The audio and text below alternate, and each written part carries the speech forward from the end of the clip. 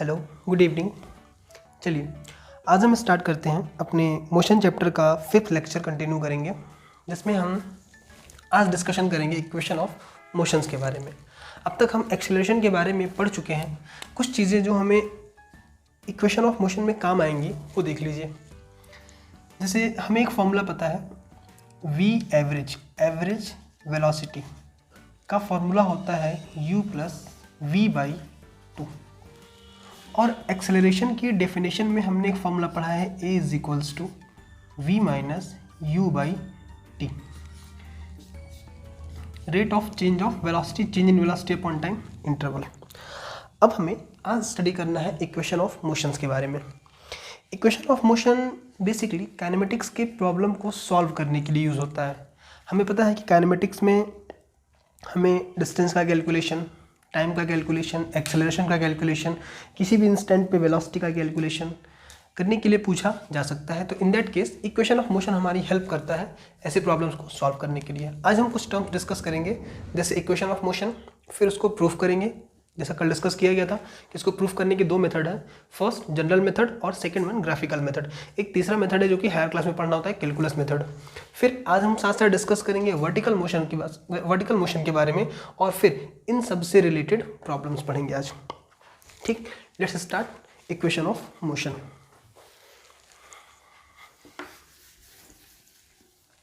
Equation of motion को हम एक और नाम देते हैं kinematics equations for uniformly accelerated motion. Uniformly accelerated motion, इसको ये भी कहते हैं। अब यहाँ हमको एक बात ध्यान देने वाली बात है। फर्स्ट तो ये कि ये काइनेमेटिक्स में अप्लाई होगा। दूसरी बात, यहाँ पे जो एक्सेलरेशन होना चाहिए वो कैसा होना चाहिए, यूनिफॉर्म। यानी कि जितने भी फॉर्मूले हमको पढ़ने हैं उनको अप्लाई करने के लिए जो एक्सेलरेशन होता है वो यूनिफॉर्म होता है। अब ये इक्वेशन कौन कौन से हैं, कल हमने लिखा था। फर्स्ट इक्वेशन है v is equals to u plus at। Second equation is s is equals to ut plus half at square. And third equation is v square is equals to u square plus 2as। अब इनमें जो terms हैं देखते हैं इनमें कौन कौन से टर्म्स यूज हुए हैं। Suppose u is called as initial velocity, v is final velocity, s is displacement, याद रहे ये चीज़, s इज डिस्प्लेसमेंट, वो भी net displacement, t is time, and a is acceleration. a is acceleration, और ये एक्सेलरेशन कैसा होना चाहिए, यूनिफॉर्म होना चाहिए। ये एक्सेलरेशन यूनिफॉर्म होना चाहिए। ठीक, let's start proof of equation of motion. Proof, first equation is v is equals to u plus at। v is equals to u plus at। ये अप्लाई कब करते हैं इक्वेशन, ये अप्लाई करते हैं जब हमें वेलोसिटी का कैलकुलेशन करना हो आफ्टर टाइम t, या फिर एक्सेलरेशन का कैलकुलेशन करना हो, या फिर टाइम का कैलकुलेशन करना हो। बेसिकली हम इसे बोलते हैं वेलोसिटी आफ्टर टाइम t। कुछ t टाइम के बाद वेलोसिटी का कैलकुलेशन करना हो तो हम ये फॉर्मूला अप्लाई करते हैं। इसके लिए हम एक स्टेप यूज़ करेंगे। We know from the definition of acceleration a is equals to change in velocity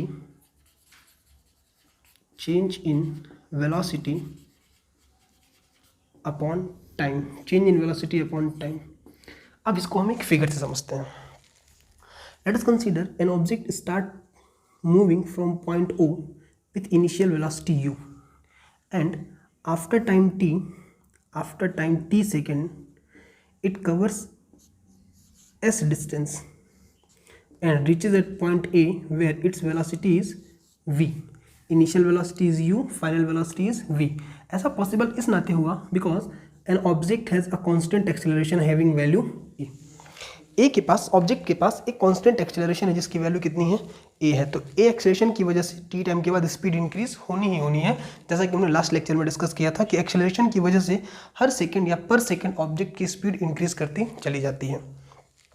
तो अगर हम इस फिगर को ध्यान से देखें तो ऑब्जेक्ट की वेलोसिटी में चेंज कितना हो रहा है, u टू v हो रहा, means change is v minus u. तो v minus u upon time कितना लगा यहाँ से यहाँ तक का, then t is equals to a, cross multiplication we get v minus u is equals to a t, shifted here, then v is equals to u plus a t. This is our first equation, v is equals to u plus a t. In similar way, let us prove the second equation of motion. Second equation of motion. The second equation of motion is S is equals to ut plus 1 by 2 at square, where S is displacement, u initial velocity, t time, a acceleration which is uniform, and t is time. Let's start. We know the formula for v average is initial velocity plus final velocity divided by 2, equation 1. And also we know v average is equals to total displacement upon total time, equation 2. इस case में अगर हम देखें तो average velocity को हम u plus v by 2 भी लिख सकते हैं, और दूसरे लैंग्वेज में हम एवरेज वेलोसिटी को total distance s upon total time t भी लिख सकते हैं। अब इन दोनों इक्वेशन की लेफ्ट हैंड साइड सेम, तो राइट हैंड साइड कंपेयर करते हैं। From equation 1 and 2 s by t is equals to u plus v by 2। But अभी हमने प्रूफ किया v is equals to u plus a t, v is equals to u plus a t, then put this value here, so we get u plus at by 2, that is u plus u, 2u plus at by 2, 2u plus at by 2। इसको हम यहाँ पे distribute करते हैं, then 2u by 2 plus 1 by 2 at, 2 get cancel out, u plus 1 by 2 at, this is the value of s by t. So here we wish to calculate s. So on cross multiplication,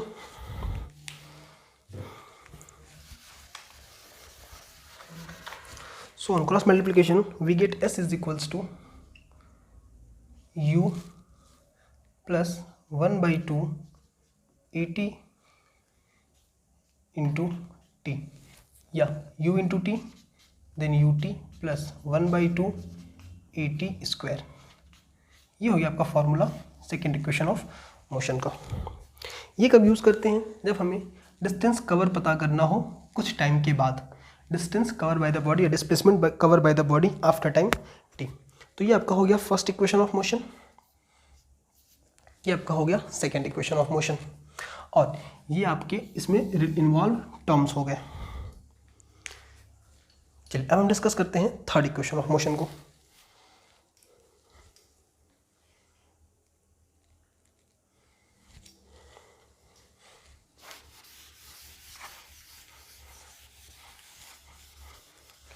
चलिए भाई, third equation of motion. Third equation of motion क्या है, v square is equals to u square plus 2as।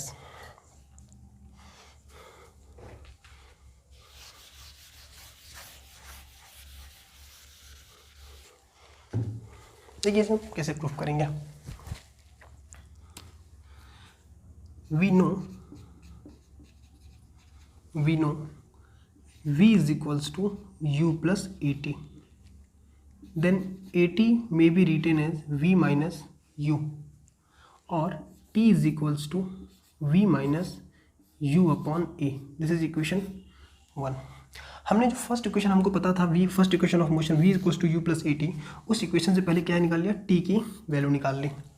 और again अभी हमने second equation of motion proof किया, वो ये था s is equals to u t plus 1 by 2 a t square. अब हमें क्या करना है, this is equation 2 using 1 in 2, चलो भाई यूज़ कर लेते हैं। Using equation 1/2, then what we will get, s is equals to u into t की value v minus u upon a plus 1/2 a v minus u by a whole square. So s is equals to u into v, uv minus u into u square upon a plus 1/2 a, this is v minus u whole square upon a square. A cancel out. So this equation takes form s is equals to uv minus u square plus by a plus इस a minus b whole square, और a minus b whole square की value होती है a square plus b square minus 2ab, a square plus b square minus 2ab. So this equation will be open as a form b square plus u square minus 2uv. a minus b whole square is a square plus b square minus 2ab, तो v square plus u square minus 2uv upon a, 2a.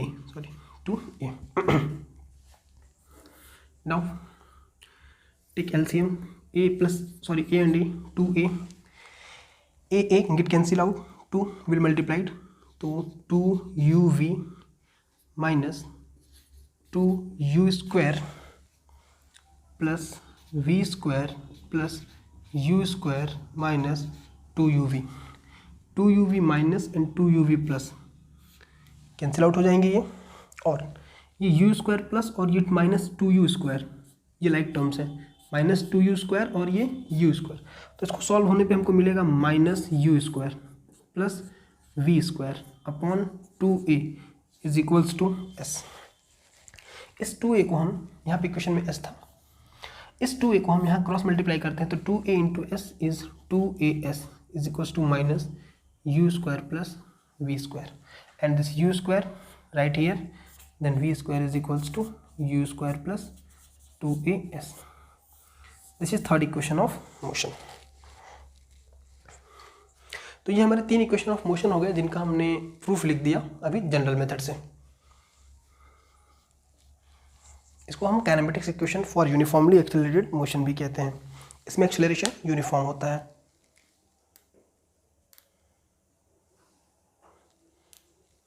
चलिए अब आगे continue करते हैं.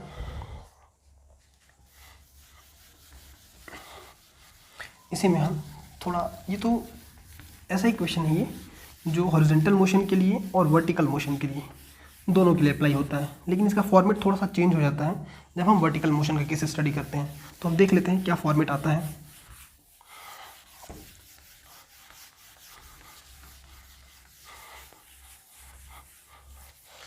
चलिए normally जो हमारे equation होते हैं, v is equals to u plus a t, s is equals to u t plus half a t square, and v square is equals to u square plus 2as. यहाँ पे terms की meaning usual है. ये लगता है equation horizontal motion में. Horizontal, अगर कोई ऑब्जेक्ट हॉरिजॉन्टली मूव करता है इन दैट केस ये इक्वेशन अप्लाई होगा. लेकिन वर्टिकल फॉर्मेट में ये क्वेश्चन कैसा हो जाता है ये हम देखते हैं. वर्टिकल फॉर्मेट का मतलब क्या हुआ? कल हमने बताया था कि अगर कोई ऑब्जेक्ट इस वाली लाइन पे मूव करेगा इन दैट केस इसको हम बोलेंगे इसका horizontal motion. Straight one dimension motion या स्ट्रेट लाइन मोशन, ये भी स्ट्रेट लाइन मोशन होता है, ये भी स्ट्रेट लाइन मोशन है, और इस मोशन को हम कहते हैं वर्टिकल मोशन. इस मोशन को क्या बोलेंगे? वर्टिकल. जैसे मान लो किसी बॉल को ऊपर फेंकते हैं, इन that case body straight line पे तो है और ये वर्टिकल मोशन कहा जाएगा. बॉल को ऊपर फेंकना, किसी टावर से बॉल को ऊपर फेंकना, ये सब क्या बोला जाएगा? Vertical motion. अब जब बॉडी का मूवमेंट हॉरिजॉन्टली था तो इन दैट केस बॉडी के पास कुछ डिस्प्लेसमेंट हुआ करता था, उसके लिए कुछ टाइम हुआ करता था, और उसका एक्सेलरेशन यूनिफॉर्म हुआ करता था. जब बॉडी वर्टिकली मूव करेगी तो हमें पता है कि बॉडी पे हमेशा जो एक्सेलरेशन होगा वो फिक्स होता है, उसको हम बोलते हैं acceleration due to gravity. Vertical motion में कांस्टेंट एक्सेलरेशन होता है, क्योंकि हमको पता है कि throughout distance the value of g is constant. कुछ अर्थ के सरफेस से मैक्सिमम ऊंचाई तक जो जी की वैल्यू होती है वो कांस्टेंट होती है। उसकी वैल्यू कितनी होती है? 9.8 मीटर पर सेकेंड स्क्वायर। अब क्योंकि ये एक्सेलरेशन कांस्टेंट है और कांस्टेंट इक्वेशन पे ही ये काइनेमेटिक्स के इक्वेशन लगते हैं, कांस्टेंट एक्सेलरेशन पे ही ये काइनेमेटिक्स के इक्वेशन अप्लाई होते हैं, तो वर्टिकल मोशन के केस में भी हम ये इक्वेशन अप्लाई कर सकते हैं। तो कुछ चेंजेस होंगे, जैसे ए चेंज हो जाएगा किस में? जी में, जिसकी वैल्यू ऑलवेज फिक्स होगी। और जो हम डिस्टेंस या डिस्प्लेसमेंट कवर की बात कर रहे थे वो चेंज हो जाएगा किसमें? हाइट में। इस बार सपोज बॉडी को हमने यहाँ से थ्रो किया, बॉडी कुछ ऊपर गई, तो इन दैट केस जो ये एस डिस्टेंस कवर पिछली बार कर रहा था वो चेंज हो जाएगा किसमें? हाइट में। तो इक्वेशन का फॉर्मेट कैसा होगा वर्टिकल में? तो दो चीज़ चेंज करना है हमको, a changes to g and s changes to h. तो फॉर्मेट होगा ये v is equals to u plus g t, h is equals to s changes to h is equals to u t plus half g t square and v square is equals to u square plus 2gh। अब यहाँ दो बातें हो सकती हैं, या तो कोई ऑब्जेक्ट वर्टिकली ऊपर जा रहा हो या फिर वो ऊपर से नीचे आ रहा हो। अगर कोई ऑब्जेक्ट नीचे से ऊपर फेंका जाएगा, in that case the value of g is taken as negative, और अगर कोई ऑब्जेक्ट ऊपर से नीचे फेंका जाएगा, in that case g is taken as positive. तो अगर हम इस इक्वेशन की बात करें तो इनमें साइन का चेंज होगा। अगर ये अपवर्ड मोशन में होंगे तो जो जी होगा वो नेगेटिव होगा, और अगर ये वर्टिकली डाउनवर्ड मोशन में होंगे तो जो जी होगा वो पॉजिटिव। जैसे भी हमने इक्वेशन लिख रखा है यहाँ पे सारा जी पॉजिटिव रखा है, in that case g positive होने की वजह से ये सारी वैल्यू किसके लिए है? ये सारा इक्वेशन कब अप्लाई होगा? जब बॉडी ऊपर से नीचे आएगी, और अगर यही बॉडी नीचे से ऊपर जाती, in that case g negative होगा। कल एक बात और बताए थे कि अगर किसी बॉडी को किसी इनिशियल वेलोसिटी यू से ऊपर फेंकते हैं तो जैसे जैसे ऑब्जेक्ट ऊपर जाता है उसकी स्पीड डिक्रीज होती है, और हाईएस्ट पॉइंट पे उसकी स्पीड या वेलोसिटी क्या हो जाती है? ज़ीरो। वेलोसिटी भले ही ज़ीरो हो जाती है, इस पॉइंट पे जो बॉडी का एक्सेलरेशन होता है, बॉडी में ऑलवेज डाउनवर्ड डायरेक्शन का एक्सेलरेशन वर्क करता है। तो हम ये ऑब्जर्व कर पा रहे हैं कि बॉडी या नीचे से ऊपर जाए या ऊपर से नीचे आए, हर बार जो एक्सेलरेशन ड्यू टू ग्रेविटी की डायरेक्शन होगी वो always towards the surface of the earth होगी। हर एक केस में जो जी की डायरेक्शन होगी वो किधर होगी? डाउनवर्ड डायरेक्शन में होगी। तो ऐसे में अप्लाई करते हैं वर्टिकल मोशन में और ये हॉरिजॉन्टल मोशन में। ज़्यादा चेंजेस नहीं है, बस a changes to g which is also fix and s changes to h, where s is displacement and h is height.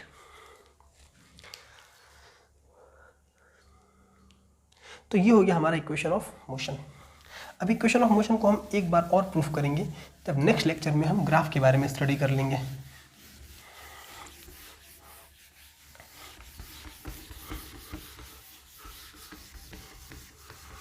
एक बार फिर से हम लिख देते हैं, अगर हम बात करें डाउनवर्ड मोशन की और अगर हम बात करें अपवर्ड मोशन की, तो डाउनवर्ड मोशन में g will be taken as positive and in upward motion g will be taken as negative. Equation कैसे बनेंगे?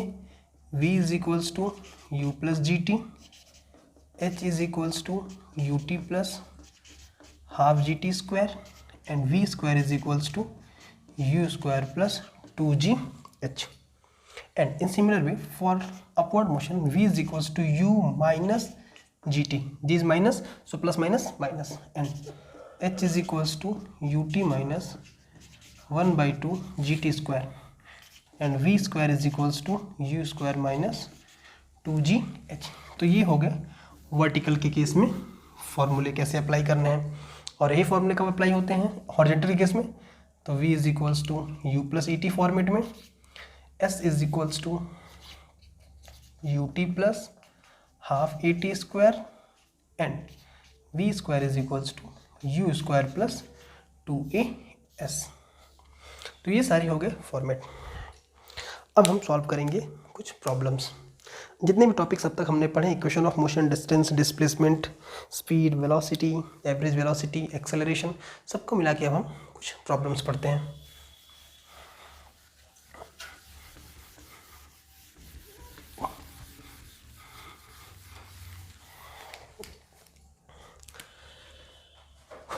चलिए अब हम स्टार्ट करते हैं प्रॉब्लम्स।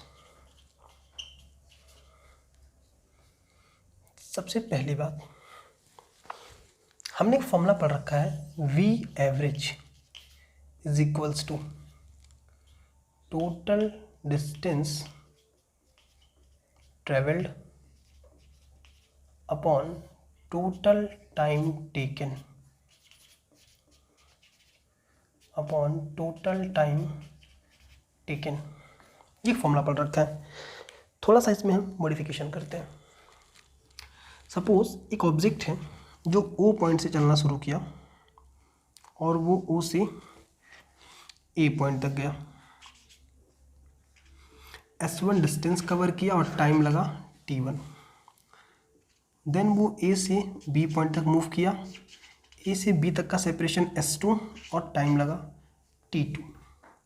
और फिर बी से सी तक का डिस्टेंस कवर किया, distance S3 and time T3। In this case अगर हम पूछें what is the value of average velocity during the whole motion, क्योंकि यहाँ पे ऑब्जेक्ट की स्पीड या वेलोसिटी ओ से ए तक कुछ और आएगी, ए से बी तक कुछ और होगी और बी से सी तक ये कुछ अलग वैल्यू होगी। तो पूरे ओवरऑल मोशन के लिए अगर हम पूछें एवरेज स्पीड क्या होगी, तो इन दैट केस हम लिख सकते हैं total distance S1 plus S2 plus S3 upon T1 plus T2 plus T3। ये अपना फॉर्मूला हो जाता है, S1 plus S2 plus S3 upon T1 plus T2 plus T3। और आंसर है भी इसका मीटर पर सेकेंड में। तो हमने देखा कि एवरेज वेलोसिटी निकालने के लिए हमें टोटल डिस्टेंस पता होना चाहिए और टोटल टाइम पता होना चाहिए। चलिए कुछ प्रॉब्लम करते हैं इस पे हम। Question number 1, an object covers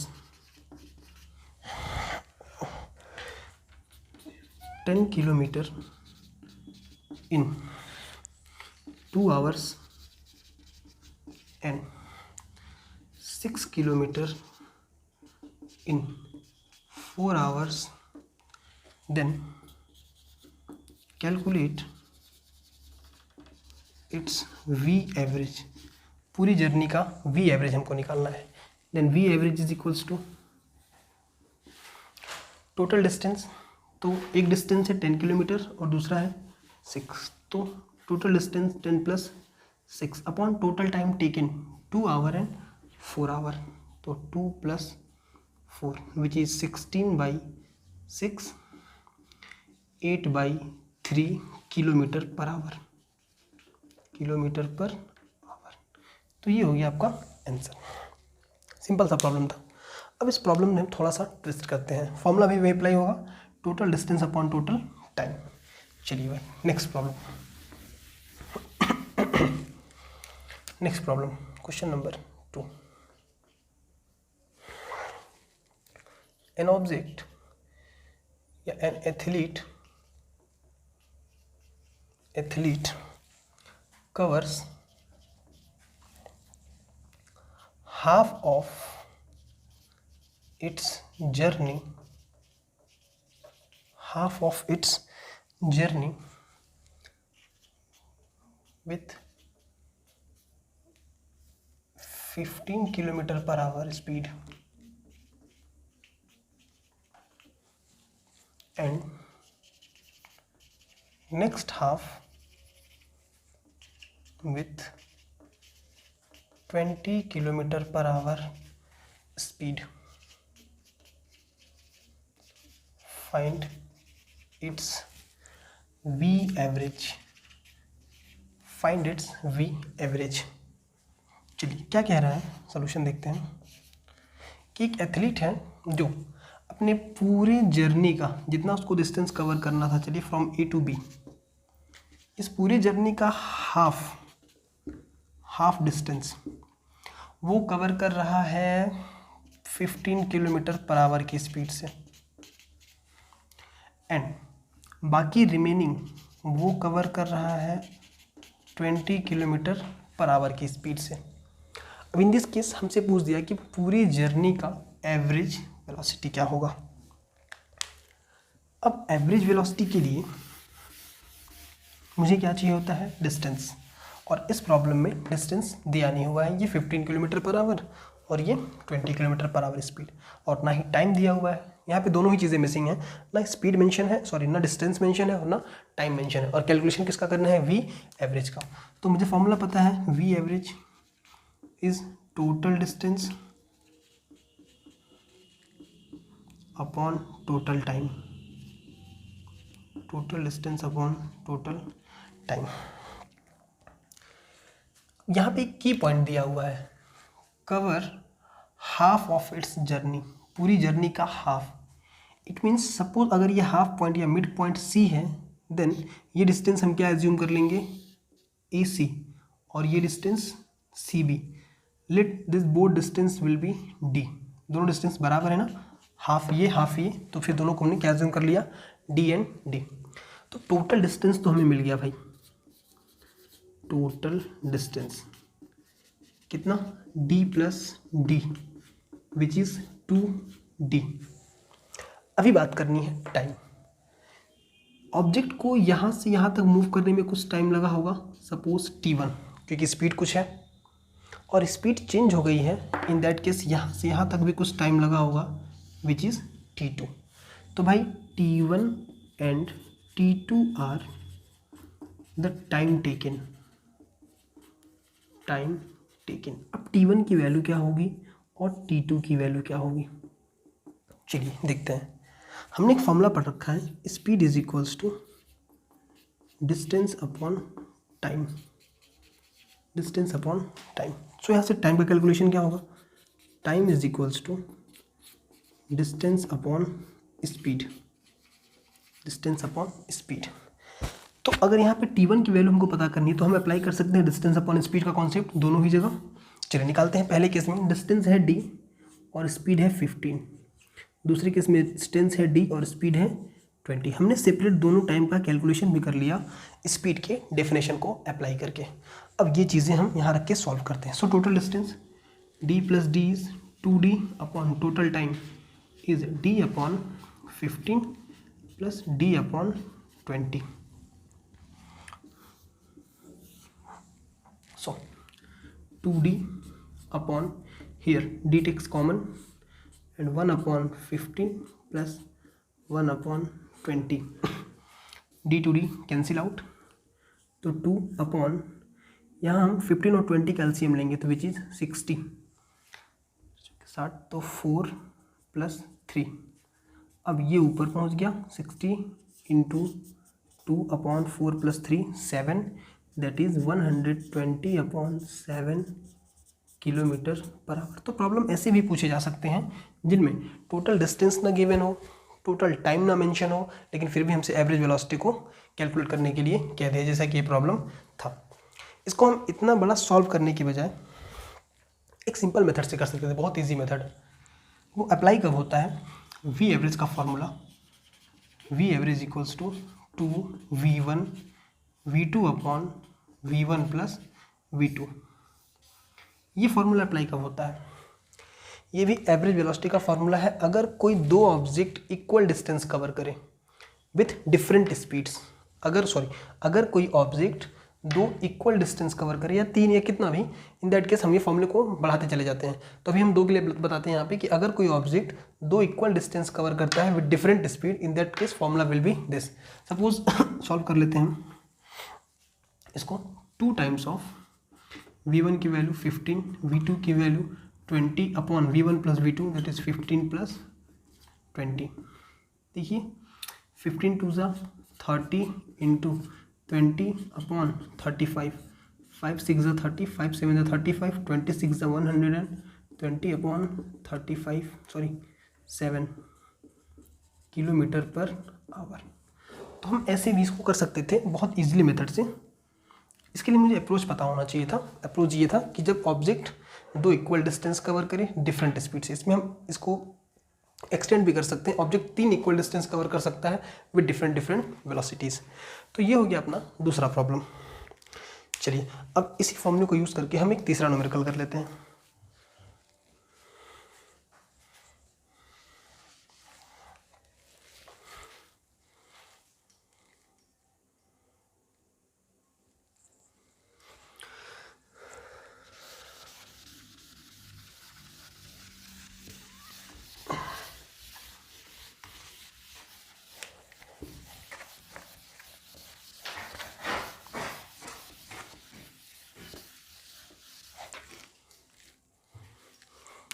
चलिए अब हम तीसरा प्रॉब्लम कर लेते हैं।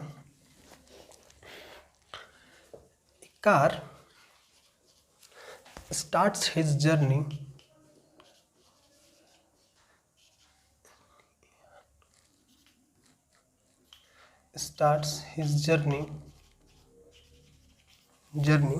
and cover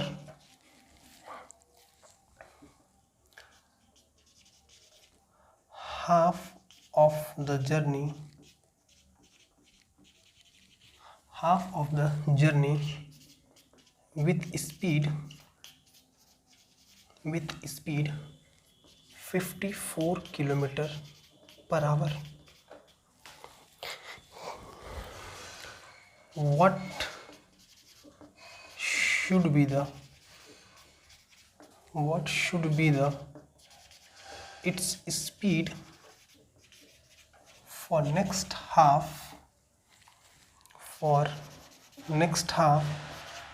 such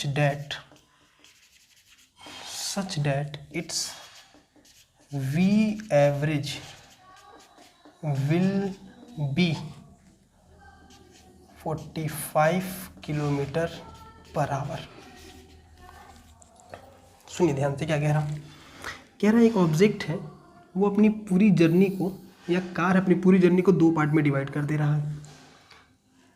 पहले हाफ में उसको कुछ टाइम लगा होगा t1, दूसरे हाफ में उसको कुछ टाइम लगा होगा t2। डिस्टेंस तो दोनों ही केसेस में बराबर है, यहाँ भी d और यहाँ भी d। फर्स्ट हाफ में इसकी स्पीड है 54 किलोमीटर पर आवर।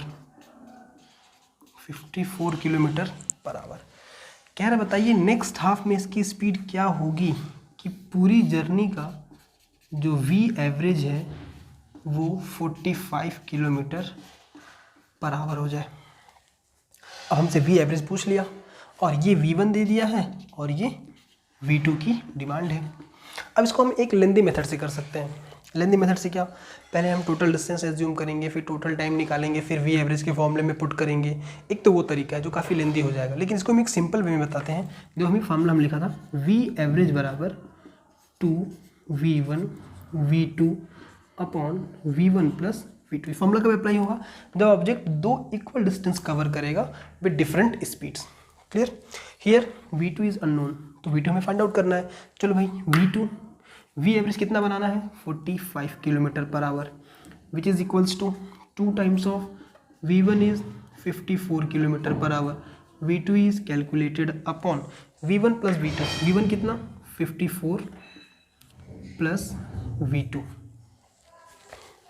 चलो भाई लेट्स सॉल्व इट। 9 5 जा 45, 9 6 जा 54 और 2 6 जा 12 और 54। तो ये सॉल्यूशन आया 54 plus v2 into 5 is equal to 6 2 जा 12 v2, 270 plus 5 v2 is equals to 12 v2 and goes there and subtract 7 v2 is equals to 270 या फिर v2 is equals to 270 upon 7 kilometre per hour. तो ये हो गया अपना next question.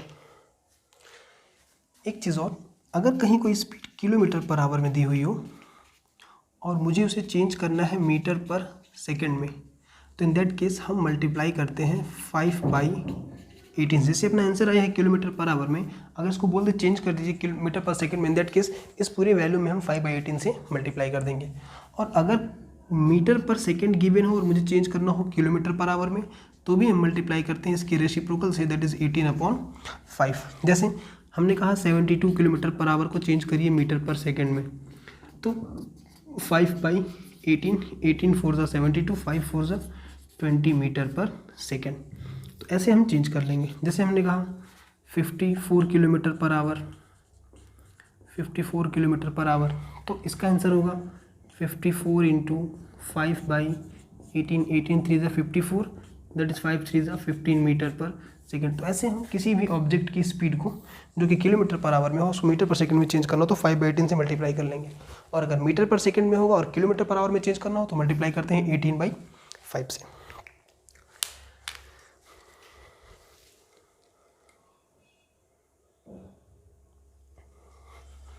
तो ये हो गए प्रॉब्लम्स। अब इसके नेक्स्ट क्लास में हम पूरे इक्वेशन ऑफ मोशंस के प्रॉब्लम ही रखेंगे। नेक्स्ट सेशन में हम बस पूरे प्रॉब्लम ही रखेंगे नेक्स्ट सेशन में, और थोड़े ग्राफ्स पे डिस्कशन करेंगे। अब तक हमने क्या क्या सीखा, क्योंकि अब हम नेक्स्ट क्लास में बस न्यूमेरिकल लगाना है, तो हमने क्या क्या सीखा उस पर हम एक बार डिस्कशन कर लेते हैं।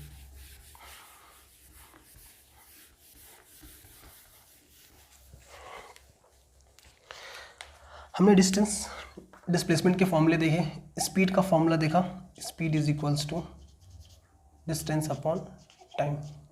इसके हम चेंज कर सकते हैं डिस्टेंस के कैलकुलेशन के लिए, टाइम के कैलकुलेशन के लिए, स्पीड के कैलकुलेशन के लिए। फिर हमने देखा average speed, v average u plus v by 2। इसका एक और formula total distance upon total time, total distance upon total time.